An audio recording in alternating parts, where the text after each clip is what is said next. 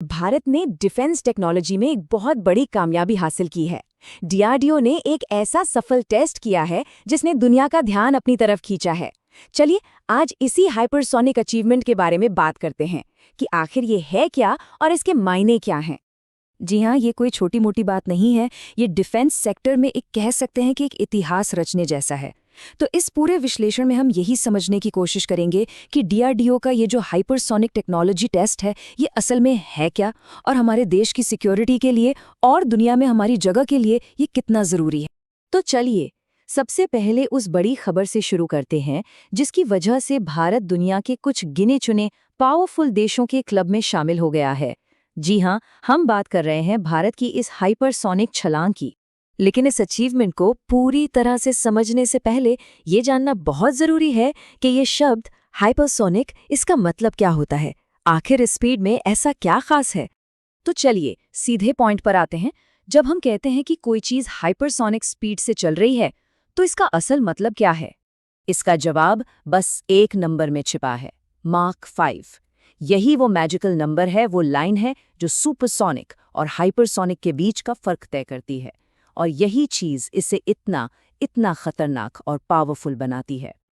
अगर इसे आसान भाषा में समझे तो हाइपरसोनिक मिसाइल वो है जो आवाज़ की रफ्तार से भी कम 5 गुना ज़्यादा तेज़ी से चलती है। मतलब सोचिए ज़रा, जब तक आपको इसकी आवाज़ सुनाई देगी ये अपना काम करके जा चुकी होगी।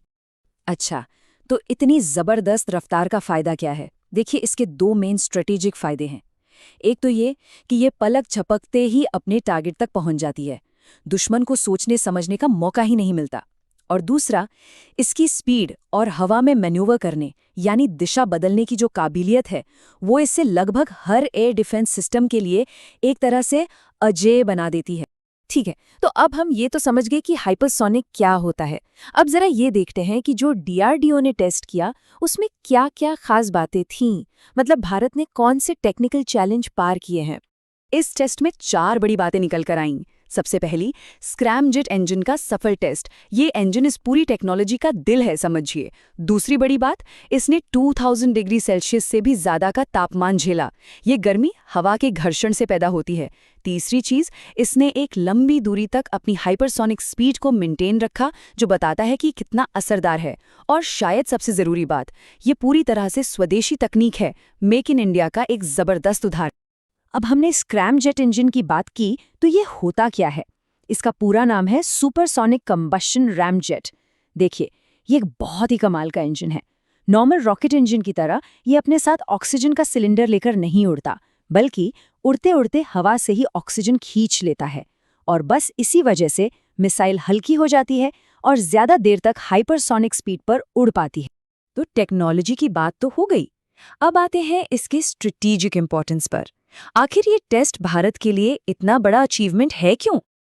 देखिए, सबसे बड़ी बात तो ये है कि इस कामयाबी के साथ भारत अब उस एलीट क्लब का मेंबर बन गया है जिसमें अभी तक सिर्फ अमेरिका, रूस और चीन जैसे देश थे। ये न सिर्फ हमारी बॉर्डर सिक्योरिटी को बहुत मजबूत बनाता है, बल्कि हमें वो स्ट्रेटेजिक एडवांटेज देता है जो आने वाले वक्त में जंग का तरीका ही बदल सकती है। और भारत की ये कामयाबी तब और भी ज़्यादा बड़ी लगती है जब हम इसे ग्लोबल लेवल पर देखते हैं, क्योंकि पूरी दुनिया में इस हाइपरसोनिक टेक्नोलॉजी को हासिल करने की एक होड़ मची हुई है। इस रेस में अमेरिका, रूस और चीन ये पहले से ही एस्टैब्लिश्ड पावर्स हैं, लेकिन अब इस लिस्ट में भारत का नाम भी जुड़ गया है, एक तेजी से उभरती हुई ताकत के तौर पर। और ये चीज़ दुनिया के पावर बैलेंस को बदलने का दम रखती है। तो कुल मिलाकर बात यह है कि ये सफलता भारत को उन चुनिंदा देशों के क्लब में जगह दिलाती है जिनके पास ये एडवांस्ड टेक्नोलॉजी है। ये सिर्फ एक टेक्निकल टेस्ट नहीं है, ये दुनिया के सामने भारत के बढ़ते कद और आत्मनिर्भरता का एक बहुत मजबूत सिंबल है। और आखिर में ये हमें एक बहुत बड़े सवाल के साथ छोड़ जाता है कि जैसे जैसे और भी देश इस टेक्नोलॉजी को हासिल करेंगे तो भविष्य में दुनिया का पावर बैलेंस कैसे बदलेगा। ये एक ऐसा सवाल है जिसका जवाब ही आने वाले कई सालों की जियोपॉलिटिक्स को तय करेगा।